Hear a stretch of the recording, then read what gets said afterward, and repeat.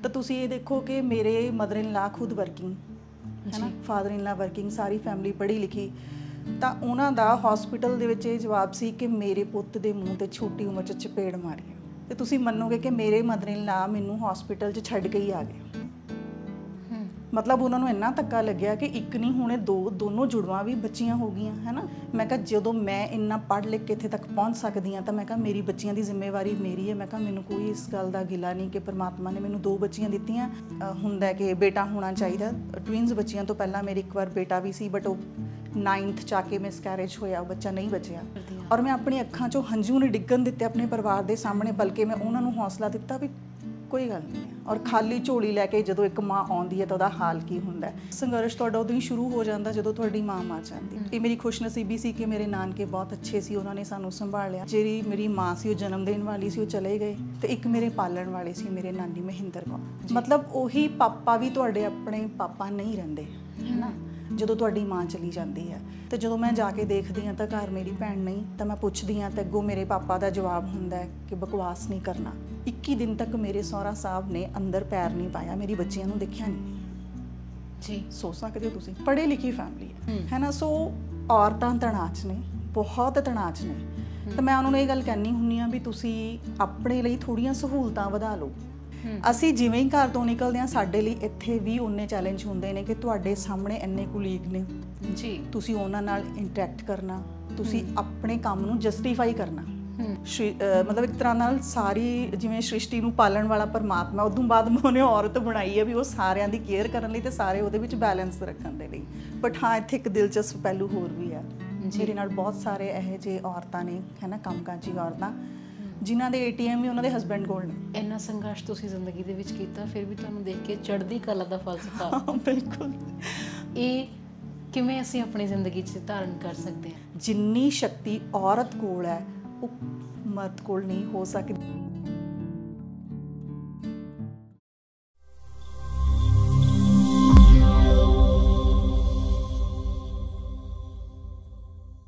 ਸਤਿ ਸ਼੍ਰੀ ਅਕਾਲ, ਤੁਸੀਂ ਵੇਖ ਰਹੇ ਹੋ ਬੀ ਸੋਸ਼ਲ ਤੇ ਮੈਂ ਤੁਹਾਡੇ ਨਾਲ ਰਣਦੀਪ ਬੰਦੇਰ।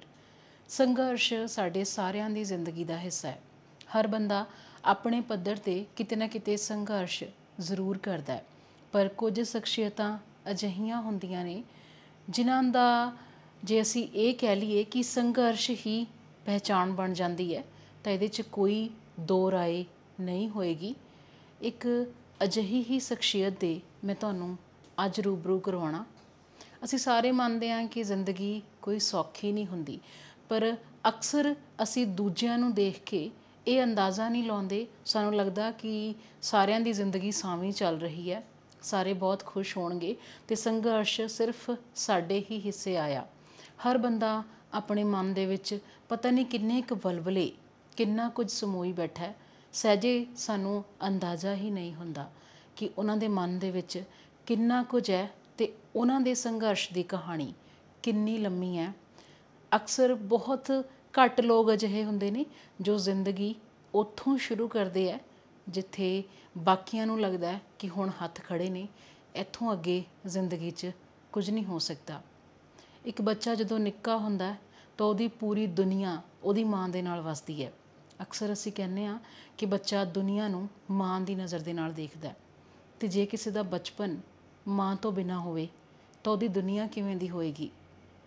ਅਸੀਂ ਇਹੀ ਸੋਚ ਲੈਂਦੇ ਹਾਂ ਕਿ ਐਵੇਂ ਦੇ ਬੱਚੇ, ਉਹਨਾਂ ਦੇ ਭਵਿੱਖ ਬਾਰੇ ਕੋਈ ਬਹੁਤਾ ਅਨੁਮਾਨ ਲਗਾਉਣਾ ਹੀ ਅਸੀਂ ਛੱਡ ਦਿੰਦੇ ਹਾਂ। ਇਹ ਸੋਚਦੇ ਹਾਂ ਕਿ ਇਹ ਪਲ ਜਾਣ, ਇਹੀ ਬਹੁਤ ਵੱਡਾ ਆਪਣੇ ਆਪ ਦੇ ਵਿੱਚ ਇੱਕ ਕੰਮ ਹੁੰਦਾ। ਪਰ ਅਜਿਹੇ ਹਾਲਾਤ ਦੇ ਵਿੱਚ ਵੱਡੇ ਹੋਣਾ ਅਤੇ ਉਸ ਤੋਂ ਬਾਅਦ ਇੱਕ ਨਾਮਵਰ ਸ਼ਖਸੀਅਤ ਦੇ ਤੌਰ 'ਤੇ ਉੱਭਰ ਕੇ ਸਾਹਮਣੇ ਆਉਣਾ, ਸਮਾਜ ਦੇ ਵਿੱਚ ਆਪਣੀ ਵੱਖਰੀ ਪਹਿਚਾਣ ਬਣਾਉਣੀ, ਅਜਿਹਾ ਬਹੁਤ ਘੱਟ ਲੋਕਾਂ ਦੇ ਹਿੱਸੇ ਆਉਂਦਾ ਜੋ ਉਹਨਾਂ ਹਾਲਾਤਾਂ ਦੇ ਵਿੱਚ ਵੀ ਨਿਖਰ ਕੇ ਸਾਹਮਣੇ ਆਉਂਦੇ ਨੇ। ਅੱਜ ਮੈਂ ਤੁਹਾਨੂੰ ਰੂਬਰੂ ਕਰਵਾ ਰਹੀ ਹਾਂ ਪੰਜਾਬੀ ਯੂਨੀਵਰਸਿਟੀ ਪਟਿਆਲਾ ਦੇ ਵਿੱਚ ਬਤੌਰ ਲਿਟਰੇਰੀ ਸਟੱਡੀਜ਼ ਦੇ ਮੁਖੀ ਦੇ ਤੌਰ 'ਤੇ ਇਸ ਵੇਲੇ ਸੇਵਾਵਾਂ ਨਿਭਾ ਰਹੇ ਨੇ ਡਾਕਟਰ ਪਰਮੀਤ ਕੌਰ। ਗੱਲਬਾਤ ਕਰਦੇ ਹਾਂ ਉਹਨਾਂ ਦੇ ਨਾਲ, ਉਹਨਾਂ ਤੋਂ ਜਾਣਦੇ ਹਾਂ ਉਹਨਾਂ ਦੀ ਜ਼ਿੰਦਗੀ ਦੇ ਸੰਘਰਸ਼ ਦੇ ਬਾਰੇ 'ਚ ਅਤੇ ਖਾਸ ਕਰਕੇ ਕੰਮਕਾਜੀ ਔਰਤਾਂ ਨੂੰ ਜਿਹੜਾ ਸੰਘਰਸ਼ ਕਰਨਾ ਪੈਂਦਾ ਦਫ਼ਤਰਾਂ ਦੇ ਵਿੱਚ, ਉਸ ਬਾਬਤ ਵੀ ਅਸੀਂ ਉਹਨਾਂ ਨਾਲ ਗੱਲਬਾਤ ਕਰਾਂਗੇ। ਮਿਲਦੇ ਹਾਂ ਡਾਕਟਰ ਸਾਹਿਬ ਨੂੰ। ਸਤਿ ਸ਼੍ਰੀ ਅਕਾਲ ਮੈਮ। ਸਭ ਤੋਂ ਪਹਿਲਾਂ ਤਾਂ ਮੈਂ ਬਹੁਤ ਧੰਨਵਾਦ ਕਰਦੀ ਹਾਂ ਤੁਹਾਡਾ ਕਿ ਤੁਸੀਂ ਸਮਾਂ ਦਿੱਤਾ ਅਤੇ ਤੁਹਾਡੇ ਕਰਕੇ ਕਾਫੀ ਸਮੇਂ ਬਾਅਦ ਯੂਨੀਵਰਸਿਟੀ ਆਉਣ ਦਾ ਮੌਕਾ ਮਿਲਿਆ। ਮੈਂ ਵੀ ਤੁਹਾਡਾ ਸਾਰਿਆਂ ਦਾ ਧੰਨਵਾਦ ਕਰਦੀ ਹਾਂ ਅਤੇ ਖਾਸ ਤੌਰ 'ਤੇ ਮੈਂ ਕਹਿਣਾ ਵੀ ਚਾਹਾਂਗੀ ਕਿ ਤੁਹਾਡਾ ਚੈਨਲ ਅਜਿਹਾ ਚੈਨਲ ਹੈ ਮਤਲਬ ਜਿਹਦੇ ਰਾਹੀਂ ਤੁਸੀਂ ਬਹੁਤ ਜਿਹੜੇ ਜ਼ਰੂਰੀ ਵਿਸ਼ੇ ਨੇ ਹੈ ਨਾ ਔਰ ਜਿਹੜੇ ਕਹਿ ਲਓ ਕਿ ਸਮਾਜ ਦੇ ਲਈ ਬਹੁਤ ਕੁਝ ਕੰਟਰੀਬਿਊਟ ਕਰ ਰਹੇ ਨੇ ਉਹਨਾਂ ਲੋਕਾਂ ਨੂੰ ਲੈ ਕੇ ਗੱਲ ਕਰਦੇ ਹੋ। ਮੈਨੂੰ ਲੱਗਦਾ ਇਮਾਨਦਾਰੀ ਨਾਲ ਗੱਲ ਕਰਦੇ ਹੋ ਤਾਂ ਇਸ ਲਈ ਮੈਂ ਤੁਹਾਨੂੰ ਮੁਬਾਰਕ ਦਿੰਦੀ ਹਾਂ ਤੁਹਾਡੇ ਚੈਨਲ ਦੇ ਲਈ ਔਰ ਤੁਹਾਡਾ ਧੰਨਵਾਦ ਵੀ ਕਰਦੀ ਹਾਂ ਕਿ ਤੁਸੀਂ ਅੱਜ ਇੱਥੇ ਆਏ ਹੋ। ਕਿਉਂਕਿ ਮੈਮ ਅਧਿਆਪਕ ਤੋਂ ਹੀ ਜੋ ਕੁਝ ਅਸੀਂ ਸਿੱਖ ਕੇ ਜਾਂਦੇ ਹਾਂ ਉਹ ਅੱਗੇ ਜਾਂਦਾ, ਤਾਂ ਇੱਕ ਅਧਿਆਪਕ ਦਾ ਯੋਗਦਾਨ ਤਾਂ ਸਾਡੀ ਜ਼ਿੰਦਗੀ ਦੇ ਵਿੱਚ ਹਮੇਸ਼ਾ ਹੀ ਜ਼ਰੂਰੀ ਇੱਕ ਹਿੱਸਾ ਰਹਿੰਦਾ।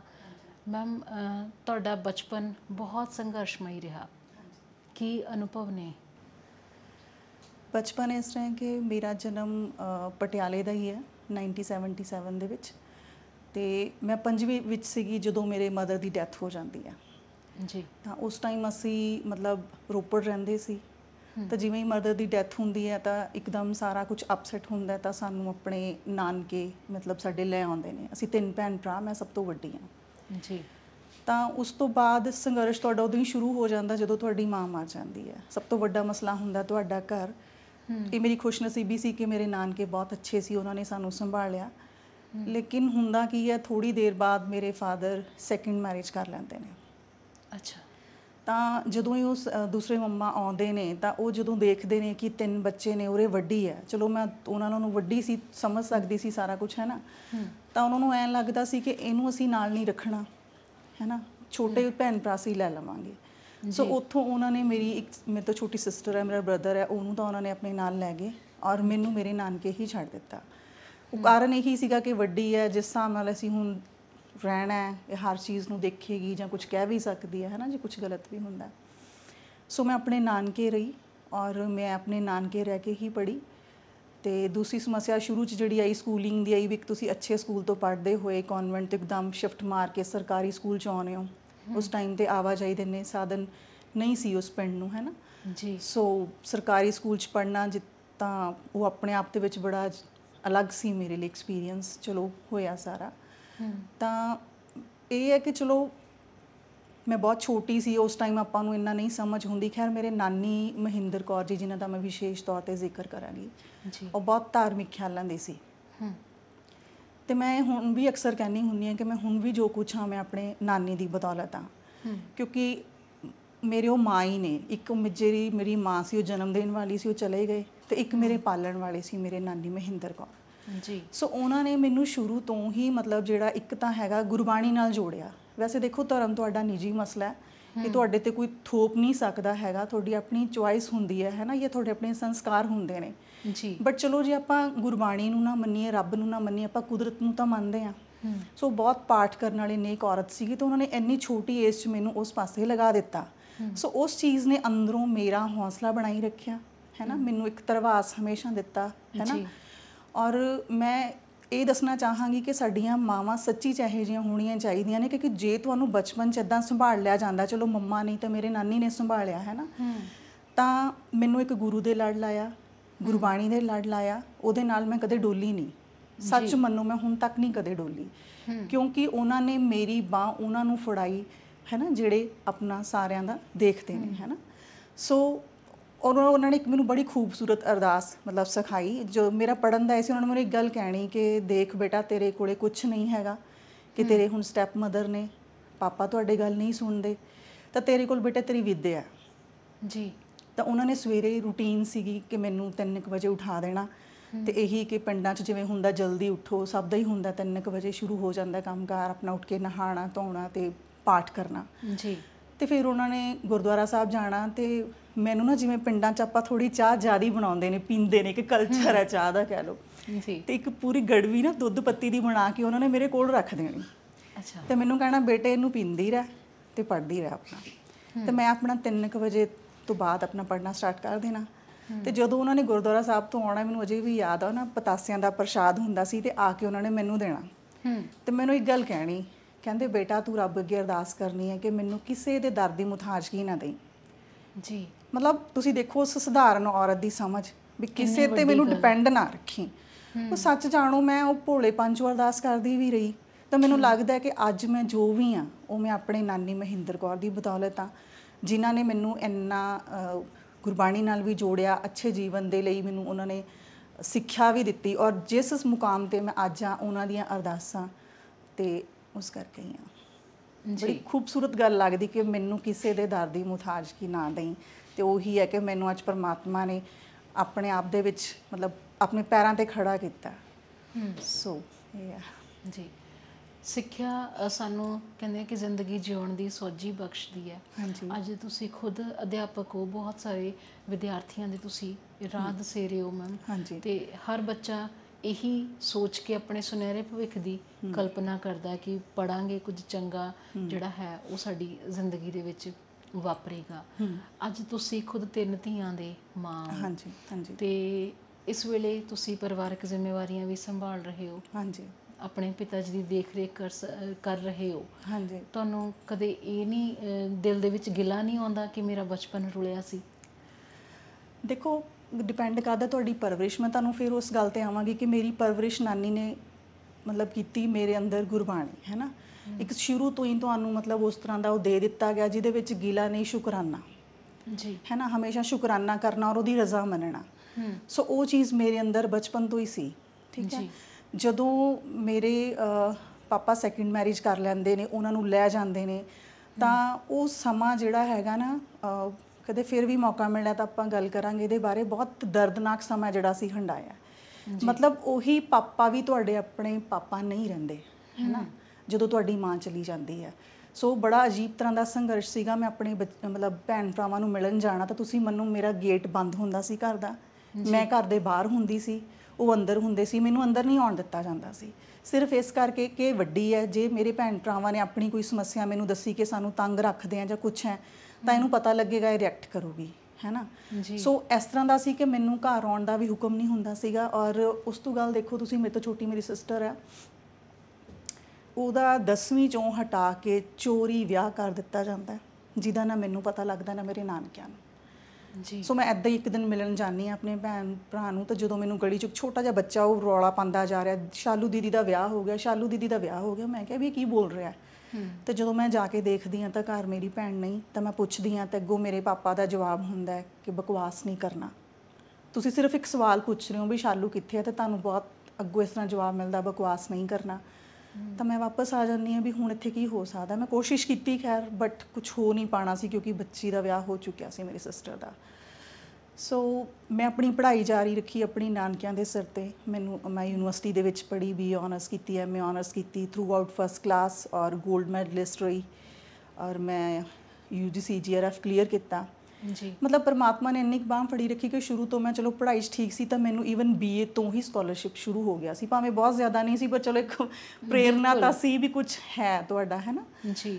ਸੋ ਫਿਰ ਮੈਂ ਆਪਣੀ PhD ਕੀਤੀ। ਉਸ ਤੋਂ ਬਾਅਦ ਜਦੋਂ ਮੇਰਾ ਵਿਆਹ ਹੋ ਜਾਂਦਾ ਤੇ ਮੇਰੇ ਕੋਲ ਮੇਰੀ ਵੱਡੀ ਬੱਚੀ ਹੁੰਦੀ ਹੈ, ਤਾਂ ਤੁਸੀਂ ਇਹ ਦੇਖੋ ਕਿ ਮੇਰੇ ਮਦਰ ਇਨ ਲਾ ਖੁਦ ਵਰਕਿੰਗ, ਹੈ ਨਾ, ਫਾਦਰ ਇਨ ਲਾ ਵਰਕਿੰਗ, ਸਾਰੀ ਫੈਮਿਲੀ ਪੜ੍ਹੀ ਲਿਖੀ। ਤਾਂ ਉਹਨਾਂ ਦਾ ਹੌਸਪੀਟਲ ਦੇ ਵਿੱਚ ਇਹ ਜਵਾਬ ਸੀ ਕਿ ਮੇਰੇ ਪੁੱਤ ਦੇ ਮੂੰਹ 'ਤੇ ਛੋਟੀ ਉਮਰ 'ਚ ਚਪੇੜ ਮਾਰੀ ਹੈ। ਤੁਸੀਂ ਸੋਚੋ, ਹੈ ਨਾ, ਵੀ ਪਹਿਲੀ ਬੱਚੀ ਹੈ ਮੇਰੀ, ਹੈ ਨਾ, ਉਹਨੇ ਜਨਮ ਲਿਆ ਤੇ ਤੁਸੀਂ ਇਹ ਗੱਲ ਕਹਿ ਰਹੇ ਹੋ। ਤੇ ਮੈਂ ਉਹਦਾ ਕੁਛ ਮਤਲਬ ਉਹ ਨਹੀਂ ਲਿਆ। ਮੈਂ ਕਿਹਾ ਠੀਕ ਹੈ, ਇਹਨਾਂ ਦੀ ਸੋਚ ਹੈ ਨਾ। ਤੇ ਉਸ ਤੋਂ ਬਾਅਦ ਮੇਰੀਆਂ 2005 ਦੇ ਵਿੱਚ ਟਵਿਨਸ ਬੱਚੀਆਂ, ਜੁੜਵਾਂ ਬੱਚੀਆਂ ਹੁੰਦੀਆਂ, ਹਸਰਤ ਔਰ ਸਹਿਜ ਮੇਰੀ ਬੱਚੀਆਂ ਛੋਟੀਆਂ। ਵੱਡੀ ਬੇਟੀ ਜਸ਼ਨ ਹੈ ਮੇਰੀ। ਜੀ। ਤੇ ਤੁਸੀਂ ਮੰਨੋਗੇ ਕਿ ਮੇਰੇ ਮਦਰ ਇਨ ਲਾ ਮੈਨੂੰ ਹੌਸਪੀਟਲ 'ਚ ਛੱਡ ਕੇ ਹੀ ਆ ਗਏ। ਮਤਲਬ ਉਹਨਾਂ ਨੂੰ ਇੰਨਾ ਧੱਕਾ ਲੱਗਿਆ ਕਿ ਇੱਕ ਨਹੀਂ ਹੁਣੇ ਦੋਨੋਂ ਜੁੜਵਾਂ ਵੀ ਬੱਚੀਆਂ ਹੋ ਗਈਆਂ, ਹੈ ਨਾ। ਤਾਂ ਤੁਸੀਂ ਦੇਖੋ ਵੀ ਉੱਥੇ ਮੈਨੂੰ ਸੰਭਾਲ ਕੌਣ ਰਿਹਾ, ਮੇਰੀ ਛੋਟੀ ਸਿਸਟਰ ਤੇ ਮੇਰੇ ਭਾਬੀ। ਮਤਲਬ ਤੁਹਾਨੂੰ ਉੱਥੇ ਕਿੰਨੀ ਕੇਅਰ ਦੀ ਲੋੜ ਹੁੰਦੀ ਹੈ ਨਾ। ਜੀ। ਤਾਂ ਮੇਰੇ ਪਾਪਾ ਦਾ ਮੈਨੂੰ ਫੋਨ ਆਇਆ, ਹੈ ਨਾ, ਆਪਣੇ ਪਾਪਾ ਦਾ, ਤੇ ਕਹਿੰਦੇ ਬੇਟੇ ਤੂੰ ਠੀਕ ਹੈ, ਤੂੰ ਘਬਰਾਈ ਤਾਂ ਨਹੀਂ। ਤਾਂ ਮੇਰਾ ਅੱਗੋਂ ਇਹ ਜਵਾਬ ਸੀ, ਮੈਂ ਕਿਹਾ ਪਾਪਾ ਮੈਂ ਬਿਲਕੁਲ ਨਹੀਂ ਘਬਰਾਈ। ਮੈਂ ਕਿਹਾ ਵੀ ਮੈਂ ਖੁਦ ਇੱਕ ਮਤਲਬ ਲੜਕੀ ਹਾਂ, ਮੇਰੀ ਬੱਚੀਆਂ ਨੇ ਉਹ, ਹੈ ਨਾ। ਮੈਂ ਕਿਹਾ ਜਦੋਂ ਮੈਂ ਇੰਨਾ ਪੜ੍ਹ ਲਿਖ ਕੇ ਇੱਥੇ ਤੱਕ ਪਹੁੰਚ ਸਕਦੀ ਹਾਂ, ਤਾਂ ਮੈਂ ਕਿਹਾ ਮੇਰੀ ਬੱਚੀਆਂ ਦੀ ਜ਼ਿੰਮੇਵਾਰੀ ਮੇਰੀ ਹੈ। ਮੈਂ ਕਿਹਾ ਮੈਨੂੰ ਕੋਈ ਇਸ ਗੱਲ ਦਾ ਗਿਲਾ ਨਹੀਂ ਕਿ ਪਰਮਾਤਮਾ ਨੇ ਮੈਨੂੰ 2 ਬੱਚੀਆਂ ਦਿੱਤੀਆਂ। ਮੈਂ ਕਿਹਾ ਉਹਨਾਂ ਨੂੰ ਜੋ ਠੀਕ ਲੱਗਦਾ ਸੀ ਪਰਮਾਤਮਾ ਨੇ ਉਹੀ ਉਹਨਾਂ ਨੇ ਮੇਰੇ ਲਈ ਕੀਤਾ, ਤੇ ਮੈਂ ਇਹਨੂੰ ਐਕਸੈਪਟ ਕਰਦੀ ਹਾਂ। ਤਾਂ ਫਿਰ ਮੇਰੇ ਪਾਪਾ ਨੇ ਮਤਲਬ ਸ਼ੁਕਰ ਕੀਤਾ ਕਿ ਚਲੋ ਇਹ ਘਬਰਾਈ ਨਹੀਂ, ਇਹ ਠੀਕ ਹੈ। ਔਰ ਮੈਂ ਸੱਚੀ 'ਚ ਠੀਕ ਸੀ। ਜੀ। ਮੈਂ ਸੱਚੀ 'ਚ ਠੀਕ ਸੀ। ਔਰ ਇਹਦੇ ਵਿੱਚ ਇੱਕ ਥੋੜ੍ਹਾ ਜਿਹਾ ਜ਼ਿਕਰ ਇਹ ਕਰਾਂਗੀ ਕਿ ਆਪਣੇ ਸਮਾਜ ਜਿਵੇਂ ਹੁੰਦਾ ਕਿ ਬੇਟਾ ਹੋਣਾ ਚਾਹੀਦਾ। ਟਵਿੰਸ ਬੱਚੀਆਂ ਤੋਂ ਪਹਿਲਾਂ ਮੇਰੇ ਇੱਕ ਵਾਰ ਬੇਟਾ ਵੀ ਸੀ, ਬਟ ਉਹ 9th 'ਚ ਆ ਕੇ ਮਿਸਕੈਰੇਜ ਹੋਇਆ, ਉਹ ਬੱਚਾ ਨਹੀਂ ਬਚਿਆ ਜੀ। ਔਰ ਤੁਸੀਂ ਦੇਖੋ ਵੀ ਜ਼ਿੰਦਗੀ ਤੁਹਾਨੂੰ ਕਿਹੋ ਜਿਹਾ ਟਾਈਮ ਦਿਖਾਉਂਦੀ ਹੈ ਕਿ ਕਾਫੀ ਦੇਰ ਤੱਕ ਜਦੋਂ ਡਿਲੀਵਰੀ ਹੋਣ ਤੋਂ ਬਾਅਦ ਮੇਰੇ ਕੋਲੇ ਬੇਬੀ ਨਹੀਂ ਆਇਆ ਤਾਂ ਮੈਂ ਵਾਰ-ਵਾਰ ਪੁੱਛ ਰਹੀ ਸੀ ਵੀ ਬੱਚਾ ਕਿੱਥੇ ਆ, ਬੱਚਾ ਕਿੱਥੇ ਆ, ਮੈਨੂੰ ਲੱਗੇ ਕਿ ਸ਼ਾਇਦ ਕੁਛ ਹੈ। ਤਾਂ ਉਹ ਮੈਨੂੰ ਕਹਿ ਰਹੇ ਸੀ, ਕਹਿੰਦੇ ਨਹੀਂ ਵੀ ਬੱਚਾ ਥੋੜਾ ਠੀਕ ਨਹੀਂ ਸੀ, ਲੈਬ 'ਚ ਆ ਰਿਹਾ ਤੇਰੇ ਕੋਲ। ਤੇ ਮੈਨੂੰ ਮੇਰੇ ਕਾਫੀ ਦੇਰ ਬਾਅਦ ਉਹਨਾਂ ਨੇ ਸੋਚਿਆ ਵੀ ਇਹਨੂੰ ਦੱਸਣਾ ਤਾਂ ਪੈਣਾ ਜੀ। ਤਾਂ ਮੇਰੇ ਮਾਮੀ ਜੀ ਨੇ ਮੈਨੂੰ ਦੱਸਿਆ ਆ ਕਿ ਇੱਦਾਂ ਹੋ ਗਿਆ ਬੱਚੇ, ਵੀ ਤੂੰ ਘਬਰਾਉਣਾ ਨਹੀਂ। ਤੇ ਮੇਰੇ ਹਸਬੈਂਡ ਬਹੁਤ ਅਪਸੈਟ ਸੀਗੇ, ਹੈ ਨਾ, ਉਹ ਥੋੜੇ ਸੈਂਸਿਟਿਵ ਨੇ ਜ਼ਿਆਦਾ। ਤਾਂ ਮੈਂ ਕਿਹਾ ਵੀ ਠੀਕ ਹੈ, ਤੁਸੀਂ ਬੱਚਾ ਮੇਰੇ ਕੋਲੇ ਲੈ ਕੇ ਆਓ, ਹੈ ਨਾ। ਉਹ ਬੱਚਾ ਲੈ ਕੇ ਆਏ, ਮੈਂ ਉਹਨੂੰ ਆਪਣੀ ਗੋਦੀ ਦੇ ਵਿੱਚ ਪਾਇਆ, ਉਹਨੂੰ ਪਿਆਰ ਦਿੱਤਾ, ਉਹਨੂੰ ਦੇਖਿਆ। ਤਾਂ ਫਿਰ ਮੈਂ ਉਹਨਾਂ ਨੂੰ ਫੜਾ ਦਿੱਤਾ। ਮੈਂ ਕਿਹਾ ਵੀ ਠੀਕ ਹੈ, ਜੋ ਗੁਰੂ ਸਾਹਿਬ ਨੂੰ ਮੇਰੇ ਲਈ ਠੀਕ ਲੱਗਦਾ ਸੀ ਉਹਨਾਂ ਨੇ ਉਹ ਕੀਤਾ। ਮੈਂ ਕਿਹਾ ਵੀ ਤੁਸੀਂ ਕਿਸੇ ਨੇ ਰੋਣਾ ਨਹੀਂ ਹੈਗਾ, ਕੁਛ ਨਹੀਂ ਕਰਨਾ। ਮੈਂ ਕਿਹਾ ਕਿ ਮੈਂ ਇਸ ਚੀਜ਼ ਨੂੰ ਐਕਸੈਪਟ ਕਰਦੀ ਹਾਂ। ਸੋ ਇਹ ਚੀਜ਼ ਤੋਂ ਮਤਲਬ ਮੈਂ ਸੱਚ 'ਚ ਕਹਿਣੀ ਆ ਕਿ ਭਾਣੇ ਨੂੰ ਮੰਨਣਾ ਬਹੁਤ ਔਖਾ ਹੈ, ਪਰ ਜੇ ਸ਼ਾਇਦ ਕਿਤੇ ਬਚਪਨ 'ਚ ਇਹ ਮੇਰੇ ਨਾਨੀ ਨੇ ਮੇਰੇ ਅੰਦਰ ਨਾ ਪਾਇਆ ਹੁੰਦਾ ਜਾਂ ਗੁਰਬਾਣੀ ਦਾ ਮੈਨੂੰ ਆਸਰਾ ਨਾ ਮਤਲਬ ਮਿਲਿਆ ਹੁੰਦਾ ਤਾਂ ਤੁਸੀਂ ਐਡੇ ਵੱਡੇ ਧੱਕੇ ਨੂੰ ਮਾਵਾਂ ਬਰਦਾਸ਼ਤ ਨਹੀਂ ਕਰਦੀਆਂ। ਔਰ ਮੈਂ ਆਪਣੀ ਅੱਖਾਂ 'ਚੋਂ ਹੰਝੂ ਨਹੀਂ ਡਿੱਗਣ ਦਿੱਤੇ ਆਪਣੇ ਪਰਿਵਾਰ ਦੇ ਸਾਹਮਣੇ, ਬਲਕਿ ਮੈਂ ਉਹਨਾਂ ਨੂੰ ਹੌਸਲਾ ਦਿੱਤਾ ਵੀ ਕੋਈ ਗੱਲ ਨਹੀਂ ਹੈ। ਔਰ ਖਾਲੀ ਝੋਲੀ ਲੈ ਕੇ ਜਦੋਂ ਇੱਕ ਮਾਂ ਆਉਂਦੀ ਹੈ ਤਾਂ ਉਹਦਾ ਹਾਲ ਕੀ ਹੁੰਦਾ। ਸੋ ਇਹ ਸਾਰਾ ਕੁਝ ਵੀ ਅਲੱਗ-ਅਲੱਗ ਤਰ੍ਹਾਂ ਦੇ ਸੰਘਰਸ਼ ਨੇ, ਕੋਈ ਇੱਕ ਸੰਘਰਸ਼ ਨਹੀਂ ਹੈ ਜ਼ਿੰਦਗੀ ਦੇ ਵਿੱਚ, ਹੈ ਨਾ। ਫਿਰ ਜਦੋਂ ਬੱਚੀਆਂ ਹੋ ਜਾਂਦੀਆਂ ਨੇ ਤਾਂ ਘਰਦਿਆਂ ਨੇ ਮਤਲਬ ਇਸ ਤਰ੍ਹਾਂ ਹੋਣਾ ਕਿ 2 ਬੱਚੀਆਂ ਹੋ ਗਈਆਂ, ਮੈਨੂੰ ਪੁੱਛਿਆ ਨਹੀਂ। ਤੁਸੀਂ ਮੰਨੋ ਵੀ 21 ਦਿਨ ਤੱਕ ਮੇਰੇ ਸਹੁਰਾ ਸਾਹਿਬ ਨੇ ਅੰਦਰ ਪੈਰ ਨਹੀਂ ਪਾਇਆ, ਮੇਰੀ ਬੱਚੀਆਂ ਨੂੰ ਦੇਖਿਆ ਨਹੀਂ ਜੀ। ਸੋਚ ਸਕਦੇ ਹੋ ਤੁਸੀਂ, ਪੜ੍ਹੀ ਲਿਖੀ ਫੈਮਿਲੀ ਹੈ। ਤੇ ਮੈਂ ਕਿਹਾ ਕੋਈ ਗੱਲ ਨਹੀਂ, ਹੈ ਨਾ। ਸੋ ਹੁਣ ਮੇਰੀ ਬੱਚੀਆਂ ਮਤਲਬ ਵੱਡੀ ਬੱਚੀ ਮੇਰੀ, ਤਿੰਨੋਂ ਬੱਚੀਆਂ ਲਾਇਕ ਨੇ, ਉਹ ਇਸ ਟਾਈਮ ਆਪਣਾ ਨਰਸਿੰਗ ਕਰ ਰਹੀ ਹੈ, ਆਸਟ੍ਰੇਲੀਆ ਦੇ ਵਿੱਚ ਹੈ ਬੱਚੀ, PR ਹੈ। ਛੋਟੀਆਂ ਬੱਚੀਆਂ ਮੇਰੀਆਂ +2 ਮੈਡੀਕਲ ਕਰ ਚੁੱਕੀਆਂ ਨੇ। ਔਰ ਤੁਸੀਂ ਮੰਨ ਕੇ ਜਾਣੋ ਕਿ ਮੈਂ ਆਪਣੀ ਬੱਚੀਆਂ ਨੂੰ ਵੀ ਉੱਦਾਂ ਹੀ ਪਰਵਰਿਸ਼ ਦਿੱਤੀ ਹੈ ਕਿ ਸ਼ੁਰੂ ਤੋਂ ਗੁਰਬਾਣੀ ਨਾਲ ਜੋੜਿਆ। ਉਹ ਆਪਣੀ ਰੂਟੀਨ 'ਚ ਸਮਾਂ ਕੱਢ ਕੇ ਪਾਠ ਵੀ ਕਰਦੀਆਂ ਨੇ, ਆਪਣਾ ਪੜ੍ਹਦੀਆਂ ਨੇ, ਔਰ ਅੱਛਾ ਲੱਗਦਾ ਮੈਨੂੰ, ਹੈ ਨਾ। ਇੰਨੇ ਸੰਘਰਸ਼ ਦੇ ਵਿੱਚ ਵੀ ਮੈਂ ਤੁਹਾਨੂੰ ਪਹਿਲਾਂ ਹੀ ਗੱਲ ਕਹੀ ਹੈ ਕਿ ਬਹੁਤ ਵੱਡਾ ਹੌਸਲਾ ਜਿਹੜਾ ਮੈਨੂੰ ਡੋਲਣ ਨਹੀਂ ਦਿੰਦਾ। ਬਿਲਕੁਲ। ਤੇ ਮੈਮ ਇਹ ਸਿਰਫ ਮਾਵਾਂ ਹੀ ਕਰ ਸਕਦੀਆਂ ਨੇ। ਬਿਲਕੁਲ ਬਿਲਕੁਲ, ਇਹ ਮਾਂ ਮਾਵਾਂ ਤੋਂ ਕਰ ਬਿਨਾਂ ਇਹ ਹੋਰ ਕੋਈ ਨਹੀਂ ਕਰ ਸਕਦਾ। ਨਹੀਂ ਕਰ ਸਕਦਾ। ਮੈਮ ਕਹਿੰਦੇ ਨੇ ਕਿ ਸਬਰ ਕੀਤਾ ਨਹੀਂ ਜਾਂਦਾ, ਸਬਰ ਕਮਾਇਆ ਜਾਂਦਾ। ਤੇ ਸਬਰ ਕਮਾਉਣਾ ਬਹੁਤ ਔਖਾ ਹੁੰਦਾ। ਕਹਿੰਦੇ ਨੇ ਕਿ ਸਿਰਫ ਸੰਤ ਲੋਕ ਜਿਹੜੇ ਹੁੰਦੇ ਨੇ ਉਹੀ ਸਬਰ ਕਮਾ ਸਕਦੇ ਨੇ, ਇਨਸਾਨਾਂ ਦੇ ਹਿੱਸੇ ਅਜਿਹਾ ਬਹੁਤ ਘੱਟ ਆਉਂਦਾ। ਤੇ ਸ਼ਾਇਦ ਸਾਡੀ ਪਰਵਰਿਸ਼ ਹੀ ਹੈ ਜੋ ਸਾਨੂੰ ਆਤਮਿਕ ਤੌਰ ਤੇ ਬਿਲਕੁਲ ਇੰਨਾ ਮਜ਼ਬੂਤ ਬਣਾ ਦਿੰਦੀ ਹੈ। ਇਸ ਵੇਲੇ ਮੈਮ ਤੁਸੀਂ ਲਿਟਰੇਰੀ ਸਟੱਡੀਜ਼ ਵਿਭਾਗ ਦੇ ਮੁਖੀ ਦੇ ਤੌਰ ਤੇ ਵੀ ਕੰਮ ਕਰ ਰਹੇ ਹੋ, ਹੋਰ ਵੀ ਕਈ ਚਾਰਜਸ ਤੁਹਾਡੇ ਕੋਲ ਨੇ। ਤੁਸੀਂ ਇੱਕ ਸੰਘਰਸ਼, ਅਸੀਂ ਆਪਣੀ ਜ਼ਿੰਦਗੀ ਦੇ ਘਰਾਂ ਪਰਿਵਾਰਾਂ ਦੀ ਗੱਲ ਕਰਦੇ ਹਾਂ, ਇੱਕ ਸੰਘਰਸ਼ ਦੂਜਾ ਹੈ ਜਿਹੜਾ ਅਸੀਂ ਕੰਮਕਾਜੀ ਥਾਵਾਂ ਦੇ ਉੱਤੇ ਦੇਖਦੇ ਹਾਂ। ਅਕਸਰ ਜਦੋਂ ਅਸੀਂ ਇਹ ਸੰਘਰਸ਼ ਦੀ ਗੱਲ ਕਰਦੇ ਹਾਂ ਨਾ, ਅਸੀਂ ਉੱਥੇ ਔਰਤਾਂ ਤੇ ਮਰਦਾਂ ਦੀ ਗੱਲ ਕਰਨੀ ਸ਼ੁਰੂ ਕਰ ਦਿੰਦੇ ਹਾਂ ਕਿ ਵੀ ਕਿਸ ਤਰ੍ਹਾਂ ਦਾ ਜਿਹੜਾ ਹੈ ਉਹ ਵਖਰੇਵਾਂ ਹੁੰਦਾ ਜਾਂ ਕਿਵੇਂ ਦਾ ਮਾਹੌਲ ਹੁੰਦਾ। ਪਰ ਮੈਨੂੰ ਲੱਗਦਾ ਕਿ ਵੀ ਅੱਜ ਕੱਲ੍ਹ ਜਿਹੜਾ ਇੱਕ ਵੱਖਰੀ ਚੀਜ਼ ਦੇਖਣ ਦੇ ਵਿੱਚ ਆ ਰਹੀ ਹੈ ਨਾ, ਕਿ ਅਸੀਂ ਆਪਣੀਆਂ ਸਾਰੀਆਂ ਸਮੱਸਿਆਵਾਂ ਸਿਰਫ ਬੰਦਿਆਂ ਤੇ ਪਾ ਕੇ ਨਹੀਂ ਛੱਡ ਸਕਦੇ। ਬਿਲਕੁਲ। ਤੁਸੀਂ ਜਿਹੜਾ ਤੁਹਾਡਾ ਸੰਘਰਸ਼ ਹੈ ਨਾ, ਉਹਨੂੰ ਵਧਾਉਣ ਦੇ ਵਿੱਚ ਜਾਂ ਕੰਮਕਾਜੀ ਥਾਵਾਂ 'ਤੇ ਤਣਾਅ ਵਧਾਉਣ ਦੇ ਵਿੱਚ ਵੀ ਜਿਹੜਾ ਹੈ ਕਈ ਵਾਰ ਔਰਤਾਂ ਦਾ ਵੀ ਉਨਾ ਹੀ ਵੱਡਾ ਹੱਥ ਹੁੰਦਾ। ਤੁਹਾਡਾ ਅਨੁਭਵ ਇਸ ਬਾਰੇ ਕੀ ਕਹਿੰਦਾ? ਰਣਦੀਪ, ਤੁਹਾਡੀ ਗੱਲ ਬਿਲਕੁਲ ਠੀਕ ਹੈ ਨਾ, ਕਿ ਅਸੀਂ ਇਕੱਲੇ ਮਰਦਾਂ ਦਾ ਦੋਸ਼ ਨਹੀਂ ਕੱਢ ਸਕਦੇ, ਔਰਤਾਂ ਵੀ ਬਰਾਬਰ ਦੀ ਸ਼ਮੂਲੀਅਤ ਹੈ, ਜਿੰਨਾ ਕੁ ਮੇਰਾ ਐਕਸਪੀਰੀਅੰਸ ਹੈ ਨਾ। ਹਾਂ, ਸੱਚਾਈ ਇਹ ਵੀ ਹੈ, ਇਸ ਤੋਂ ਤੁਸੀਂ ਮੁਨਕਰ ਨਹੀਂ ਹੋ ਸਕਦੇ ਕਿ ਜਿਹੜੀ ਮੇਲ ਜਿਹੜੀ ਉਹਨਾਂ ਦੀ ਸਾਈਕੀ ਹੈ ਨਾ, ਉਹ ਡੋਮੀਨੈਂਟ ਕਰਨ ਦੀ, ਉਹ ਤਾਂ ਬਿਲਕੁਲ ਆਪਾਂ ਸੱਚਾਈ ਮੰਨਣੀ ਪਏਗੀ ਕਿ ਉਹ ਹੈ ਨਾ। ਬਟ ਹੁਣ ਇਸ ਟਾਈਮ ਦੇ ਉੱਤੇ ਇਹ ਦੂਜਾ ਪਹਿਲੂ ਇਹ ਵੀ ਹੈ ਦਿਲਚਸਪ ਕਿ ਇਸ ਟਾਈਮ ਔਰਤਾਂ ਵੀ ਇਸ ਉਹਦੇ 'ਚ ਪਿੱਛੇ ਨਹੀਂ ਹੈਗੀਆਂ। ਮੇਰੇ ਸਰਕਲ 'ਚ ਬਹੁਤ ਇਹੋ ਜਿਹੇ ਮਤਲਬ ਔਰਤਾਂ ਨੂੰ ਮੈਂ ਜਾਣਦੀ ਹਾਂ, ਹੈ ਨਾ, ਜਿਹੜੇ ਕਿ ਕਹਿ ਲਓ ਕਿ ਉਹ ਮਰਦਾਂ ਨੂੰ ਵੀ ਉਲਟਾ ਪਰੇਸ਼ਾਨ ਕਰਕੇ ਰੱਖਦੇ ਨੇ, ਹੈ ਨਾ। ਮੈਨੂੰ ਇਹ ਲੱਗਦਾ ਕਿ ਅਹੁਦੇ ਜਿਹੜੇ ਉਹ ਕਿਸੇ ਦੀ ਜਗੀਰ ਨਹੀਂ ਹੁੰਦੇ। ਤੁਹਾਨੂੰ ਕੁਝ ਟਾਈਮ ਦੇ ਉੱਤੇ ਇੱਕ ਜ਼ਿੰਮੇਵਾਰੀ ਹੈ ਜਿਹੜੀ ਮਿਲੀ ਹੁੰਦੀ ਹੈ, ਤੇ ਜਿਹਨੂੰ ਤੁਸੀਂ ਬਹੁਤ ਜ਼ਿੰਮੇਵਾਰੀ ਨਾਲ ਤੇ ਤਨਦੇਹੀ ਨਾਲ ਨਿਭਾਉਣਾ ਹੁੰਦਾ। ਸੋ ਖੂਬਸੂਰਤੀ ਇਸੇ ਗੱਲ ਵਿੱਚ ਹੈ ਕਿ ਜਿੰਨੇ ਟਾਈਮ ਲਈ ਤੁਹਾਨੂੰ ਦਿੱਤੀ ਗਈ ਹੈ, ਜਿਸ ਕੰਮ ਲਈ ਦਿੱਤੀ ਗਈ ਹੈ, ਤੁਸੀਂ ਉਹਦੇ ਨਾਲ ਜਸਟੀਫਾਈ ਕਰੋ। ਤਾਂ ਮੈਨੂੰ ਨਹੀਂ, ਮੇਰਾ ਜੋ ਆਪਣਾ ਤਜਰਬਾ ਹੈ ਕਿ ਮੈਨੂੰ ਇਸ ਤਰ੍ਹਾਂ ਦੀ ਦਿੱਕਤ ਮਤਲਬ ਯੂਨੀਵਰਸਿਟੀ ਵਰਗੇ ਅਦਾਰੇ 'ਚ ਰਹਿ ਕੇ ਵੀ ਨਹੀਂ ਆਈ।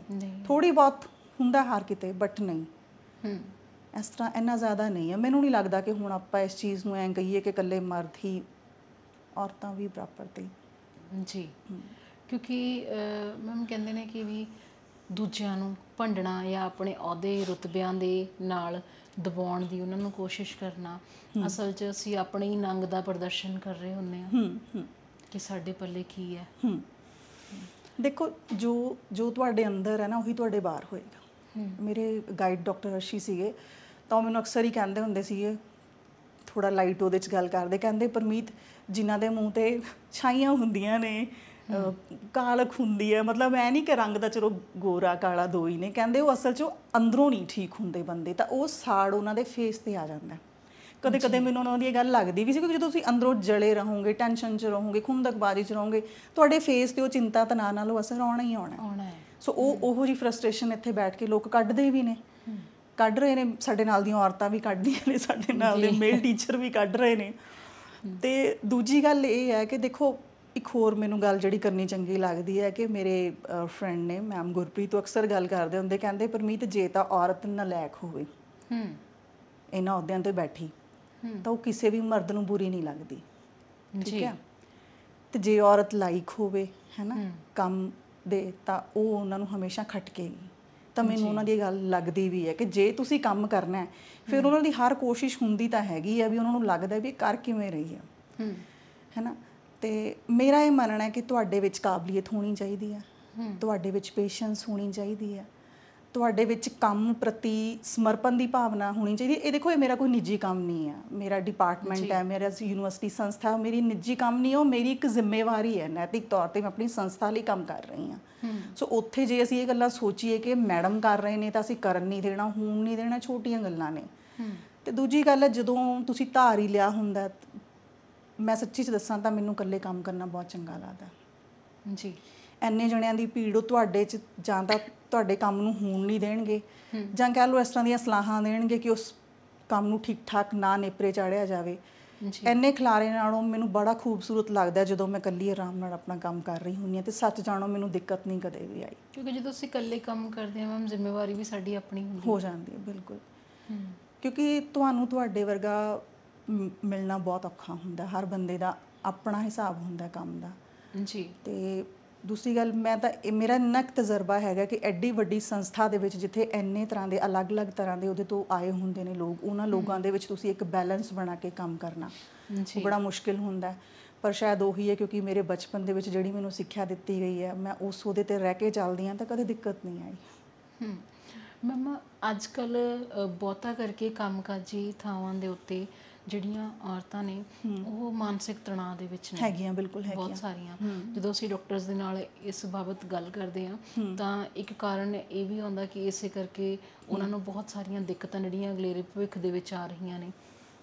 ਦੇਖੋ ਦਿੱਕਤ ਹੈਗੀ ਹੈ ਕਿਉਂਕਿ ਦੇਖੋ ਜਿਹੜਾ ਇੱਕ ਮਰਦ ਹੈ ਉਹਨੇ ਜਦੋਂ ਉਹਨੇ ਸਿਰਫ ਜਾਂ ਘਰ ਅਤੇ ਜਾਂ ਕੰਮ, ਜੇ ਉਹ ਘਰ ਹੈ ਤਾਂ ਜਿਹੜਾ ਹੁੰਦਾ, ਜਿਹੜੇ ਮੇਰੇ ਨਾਲ ਮਤਲਬ ਕੁਲੀਗਸ ਨੇ ਲੇਡੀ, ਉਹ ਮਤਲਬ ਬੜੀਆਂ ਪਰੇਸ਼ਾਨ ਨੇ ਕਿ ਮੇਰੇ ਹਸਬੈਂਡ ਘਰ ਨੇ, ਉਹ ਜਸਟ ਫੋਨ ਐਵੇਂ ਆ ਇੱਦਾਂ ਬੈਠੇ ਨੇ ਬੈੱਡ, ਕੋਈ ਆ ਰਿਹਾ ਕੋਈ ਜਾ ਰਿਹਾ, ਕੋਈ ਬੈਲ ਵੱਜ ਰਹੀ ਹੈ, ਕੋਈ ਲੈਟਰ ਆ ਰਹੀ ਹੈ, ਕੋਈ ਗੈਸਟ ਆ ਰਿਹਾ, ਕੁਛ ਲਿਆਉਣਾ, ਕੋਈ ਮਤਲਬ ਨਹੀਂ, ਉਹ ਜਸਟ ਆਪਣੇ ਆਪ 'ਚ ਸੇਮ ਉੱਠ ਕੇ ਉਹਨਾਂ ਨੇ ਸਵੇਰੇ ਆਪਣੇ ਟਿਫਨ ਲੈ ਕੇ ਆਪਣੇ ਆਫਿਸ 'ਚ ਆ ਜਾਣਾ। ਕੰਮਕਾਜੀ ਔਰਤ ਨੇ ਕੀ ਕਰਨਾ, ਪਹਿਲਾਂ ਤਾਂ ਬੱਚਿਆਂ ਨੂੰ ਭੇਜਣਾ, ਫਿਰ ਆਪਣੇ ਫੈਮਿਲੀ ਦਾ ਦੇਖਣਾ, ਸੱਸ ਸਹੁਰੇ ਦਾ, ਠੀਕ ਹੈ, ਫਿਰ ਉਹਨੇ ਆਪਣੇ ਹਸਬੈਂਡ ਨੂੰ ਵੀ ਤਿਆਰ ਕਰਕੇ ਸਾਰਾ ਕੁਛ ਹੱਥ 'ਚ ਫੜਾਉਣਾ। ਮਤਲਬ ਤੁਸੀਂ ਇਹ ਦੇਖੋ ਕਿ ਅਸੀਂ ਸਾਰਾ ਘਰ ਦੇਖ ਕੇ ਸੈੱਟ ਸਾਰਿਆਂ ਨੂੰ ਕਰਕੇ ਫਿਰ ਅਸੀਂ ਇੱਥੇ ਆਉਂਦੇ ਹਾਂ। ਮਤਲਬ ਇੰਨਾ ਬੈਲੈਂਸ ਸਾਨੂੰ ਸੰਤੁਲਨ ਬਣਾ ਕੇ ਰੱਖਣਾ ਪੈਂਦਾ ਜਿਹੜਾ ਕਿ ਮਰਦ ਚਾਹ ਕੇ ਨਹੀਂ ਕਰ ਸਕਦਾ। ਇਹ ਗੱਲ ਮੈਂ ਜ਼ਰੂਰ ਕਹਾਂਗੀ ਜੀ ਕਿ ਤੁਸੀਂ ਥੋੜ੍ਹੀ ਦੇਰ ਵੀ ਕਹਿ ਦਿਓ ਉਹਨਾਂ ਨੂੰ ਵੀ ਘਰ ਦੇਖ ਲਓ ਅਤੇ ਉਹਨਾਂ ਨੂੰ ਤਾਂ ਥੱਲੀ ਪੈ ਜਾਂਦੀ ਆ। ਸੋ ਹੁਣ ਇਹ ਔਰਤਾਂ ਨੇ, ਮੈਂ ਦੇਖ ਰਹੀ ਹੁੰਦੀ ਹਾਂ, ਮੈਂ ਮੀਟਿੰਗ ਕਰ ਰਹੀ ਹੁੰਦੀ ਹਾਂ ਕਿਤੋਂ ਵੀ ਵਿੱਚੋਂ, ਹੈ ਨਾ, ਜਾਂ ਸਰਕਲ 'ਚੋਂ ਵੀ, ਮੈਂ ਇੱਕ ਮਿੰਟ ਬੱਚਿਆਂ ਨੂੰ ਸਕੂਲ ਤੋਂ ਲੈ ਆਵਾਂ ਤਾਂ ਮੇਰਾ ਇਹ ਸਵਾਲ ਹੁੰਦਾ ਵੀ ਤੇਰੇ ਹਸਬੈਂਡ ਵੀ ਇੱਥੇ ਹੀ ਨੇ, ਸੇਮ ਵਰਕ ਪਲੇਸ 'ਤੇ ਨੇ, ਕੀ ਉਹ ਨਹੀਂ ਜਾ ਸਕਦੇ ਜੀ? ਉਹ ਜਾਂਦੇ ਨਹੀਂ ਜੀ, ਵਿੱਚੋਂ ਹੀ ਉਹ ਖਾਣਾ ਦੇਣ ਭੱਜ ਰਹੀਆਂ ਹੁੰਦੀਆਂ ਨੇ, ਹੈ ਨਾ, ਵਿੱਚੋਂ ਹੀ ਮਤਲਬ ਉਹਨਾਂ ਦਾ ਕਦੇ ਕੁਛ ਗੜਬੜ ਹੋ ਰਿਹਾ ਹੁੰਦਾ ਹੈਗਾ। ਤਾਂ ਹੁਣ ਤੁਸੀਂ ਦੇਖੋ ਵੀ ਜਿਹੜੀ ਔਰਤ ਕੰਮ ਕਰ ਰਹੀ ਹੈ ਉਹ ਕਿਸ ਤਰ੍ਹਾਂ ਕਰ ਰਹੀ ਹੈ। ਮੈਂ ਮਤਲਬ ਬਹੁਤ ਸ਼ਕਤੀਸ਼ਾਲੀ ਹੈ ਔਰਤ ਮਰਦ ਦੇ, ਇਹ ਤਾਂ ਤੁਹਾਨੂੰ ਮੰਨਣਾ ਪਏਗਾ, ਹੈ ਨਾ। ਮਲਟੀਟਾਸਕਿੰਗ, ਤੁਸੀਂ ਫੋਨ ਵੀ ਸੁਣ ਰਹੇ ਹੋ, ਤੁਸੀਂ ਸਬਜ਼ੀ ਵੀ ਬਣਾ ਰਹੇ ਹੋ, ਤੁਸੀਂ ਬਾਹਰ ਬੈਲ ਵੱਜੀ ਇੱਕਦਮ ਉੱਥੇ ਵੀ ਦੇਖਣ ਜਾ ਰਹੇ ਹੋ, ਹੈ ਨਾ, ਤੁਸੀਂ ਕਿੰਨਾ ਕੁਛ ਇੱਕ ਟਾਈਮ 'ਤੇ ਕਰ ਰਹੇ ਹੁੰਦੇ ਹੋ। ਬੰਦਾ ਹੈ ਜਿਹੜਾ ਉਹਨਾਂ ਇੱਕ ਟਾਈਮ ਦੇ ਉੱਤੇ ਵੀ ਕੰਮ ਕਰਨਾ ਹੈ, ਜਾਂ ਨੌਕਰੀ ਜਾਂ ਘਰ ਆਰਾਮ, ਹੈ ਨਾ। ਸੋ ਔਰਤਾਂ ਤਣਾਅ 'ਚ ਨੇ, ਬਹੁਤ ਤਣਾਅ 'ਚ ਨੇ। ਤਾਂ ਮੈਂ ਉਹਨਾਂ ਨੂੰ ਇਹ ਗੱਲ ਕਹਿੰਦੀ ਹੁੰਦੀ ਆ ਵੀ ਤੁਸੀਂ ਆਪਣੇ ਲਈ ਥੋੜ੍ਹੀਆਂ ਸਹੂਲਤਾਂ ਵਧਾ ਲਓ, ਹੈ ਨਾ ਜੀ। ਮੈਂ ਕਿਹਾ ਵੀ ਤੁਸੀਂ ਜਦੋਂ ਕਮਾਉਂਦੇ ਹੋ ਤਾਂ ਘਰ ਦੇ ਵਿੱਚ ਆਪਣੇ ਲਈ ਹੋਰ ਸਹੂਲਤਾਂ ਪੈਦਾ ਕਰੋ, ਹੈਲਪਰ ਰੱਖੋ ਆਪਣੇ ਨਾਲ, ਜਿੰਨਾ ਹੋ ਸਕਦਾ ਮਸ਼ੀਨਾਂ ਤੋਂ ਕੰਮ ਲਓ, ਤੁਸੀਂ ਆਪਣੇ ਸਰੀਰ ਨੂੰ ਨਾ ਧੋਈ ਜਾਓ ਔਰ ਆਪਣੇ ਮੈਂਟਲ ਪੀਸ ਨੂੰ ਬਣਾ ਕੇ ਰੱਖੋ, ਹੈ ਨਾ। ਤਾਂ ਤੁਹਾਡੀ ਗੱਲ ਠੀਕ ਹੈ, ਤਣਾਅ ਤਾਂ ਹੈ, ਹਰ ਬੰਦਾ ਮੈਨੂੰ ਲੱਗਦਾ ਉੱਦਾਂ ਦਾ ਪੇਸ਼ੈਂਸ ਵਾਲਾ ਹੁੰਦਾ ਵੀ ਨਹੀਂ ਜੀ, ਹਰ ਬੰਦੇ ਦਾ ਆਪਣਾ ਆਪਣਾ ਟੈਂਪਰਾਮੈਂਟ ਹੈ। ਮੈਮ ਹੁਣ ਇੱਥੇ ਵੀ ਦੋ ਧਾਰਨਾਵਾਂ ਨੇ, ਹੈ ਨਾ। ਕਈ ਤਾਂ ਕਹਿੰਦੇ ਆ ਵੀ ਕੰਮਕਾਜੀ ਹੋਣਾ ਔਰਤਾਂ ਦਾ, ਵੀ ਇਹਨਾਂ ਨੇ ਆਪੇ ਅੱਡੀਆਂ ਚੁੱਕ ਕੇ ਫਾਹਾ ਲਿਆ, ਤੇ ਕਈ ਜਿਵੇਂ ਅਸੀਂ ਘਰੇਲੂ ਬੀਬੀਆਂ ਨਾਲ ਗੱਲ ਕਰਦੇ ਹਾਂ, ਘਰੇਲੂ ਸਵਾਣੀਆਂ ਕਹਿੰਦੀਆਂ ਨੇ ਵੀ ਤੁਸੀਂ ਸਾਡੇ ਨਾਲੋਂ ਵਧੀਆ ਹੋ, ਤੁਸੀਂ ਸਵੇਰੇ ਤਿਆਰ ਹੋ ਕੇ ਪਰਸ ਪਾ ਕੇ ਘਰ ਤੋਂ ਚਲੀਆਂ ਜਾਂਦੀਆਂ ਹੋ। ਇਹਦੇ ਬਾਰੇ ਕੀ ਕਹਿਣਾ ਚਾਹੋਗੇ?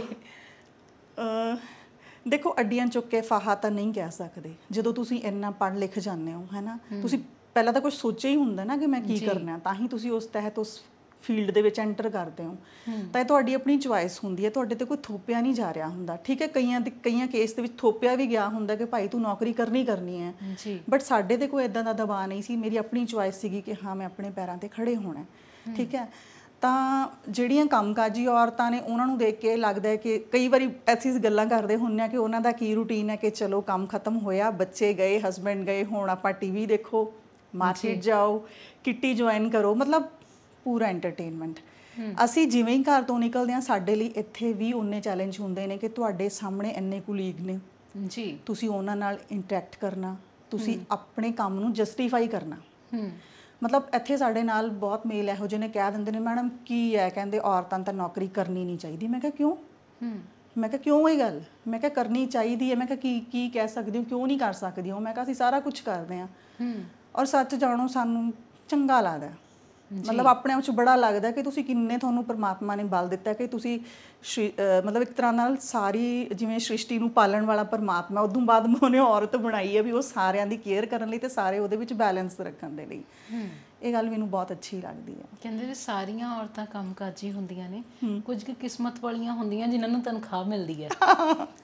ਕਿਉਂਕਿ ਬਹੁਤ ਸਾਰੇ ਕੰਮ, ਬਹੁਤ ਸਾਰੀਆਂ ਜ਼ਿੰਮੇਵਾਰੀਆਂ ਜਿਹੜੀਆਂ ਦੇਖੋ, ਕੰਮਕਾਜੀ ਔਰਤਾਂ ਦਾ ਵੀ ਤੁਸੀਂ ਮੁਕਾਬਲਾ ਨਹੀਂ ਕਰ ਸਕਦੇ। ਘਰ ਦਾ ਕੰਮ ਕਰਨਾ ਬਹੁਤ ਔਖਾ ਹੈ।